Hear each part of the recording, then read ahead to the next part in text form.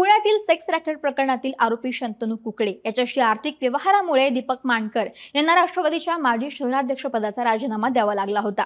दीपक मानकर आणि शंतनू कुकडे यांच्या जवळपास 2.25 कोटींचे व्यवहार झाल्याचं समोर आलं होतं। यातच मानकर यांनी सादर केलेली कागदपत्र बनावट असल्याचं समोर आलं आणि त्यावरून पोलिसांची फसवणूक केल्याबद्दल मानकरांविरोधात गुन्हा दाखल केला होता। त्यामुळे मानकरांच्या अडचणीत आधीच वाढ झालेली असताना आता मानकरांच्या मुलावरती आणि व्याहिनीवरती देखील गुन्हा दाखल झालाय। एकंदरीतच प्रकरण काय पाहूयात व्हिडिओच्या माध्यमातून। पुण्याच्या समर्थ पोलिसांमध्ये रेड हाऊस फाउंडेशनचा शंतनू कुकडे याच्यावरती अल्पवयीन मुलीच्या अत्याचार प्रकरणी पहिला गुन्हा नोंद झाला होता। त्यानंतर सामूहिक बलात्काराचा दुसरा गुन्हा नोंदवला गेला। या दोन्ही गुन्ह्यांचा तपास सुरू असताना कुकडे आणि रौनक जैन यांच्यात बँक खात्यांवरून लाखोंची आर्थिक व्यवहार झाल्याचं समोर आलं होतं। त्या संदर्भात चौकशी सुरू केली असता दीपक मानकर जे राष्ट्रवादीचे शहराध्यक्ष राहिलेले आहेत त्यांच्या बँक खात्यांवरती लाखो रुपयांचा व्यवहार झाला असं समोर आलं।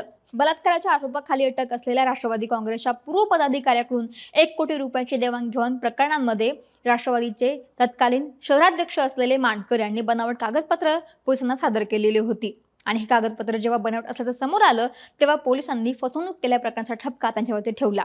त्यानंतर मानकरांनी पुणे शहराध्यक्ष पदाचा राजीनामा दिला आणि यातच आता दीपक मानकर यांचा मुलगा करण मानकर तसेच करण याचे सासरे सुखेन शाह यांच्यावरती देखील बनावट दस्तऐवज तयार केल्याप्रकरणी 2 स्वतंत्र गुन्हे नोंदवण्यात आलेले आहेत।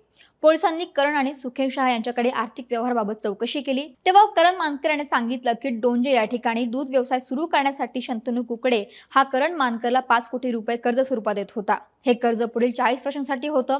त्या संदर्भात 500 रुपयांच्या स्टॅम्प पेपरवरती करारनामा झाला होता अशी माहिती दिली। पोलिसांनी या प्रकरणात चौकशी केली असता हे कागदपत्र बनावट असल्याचं समोर आलं।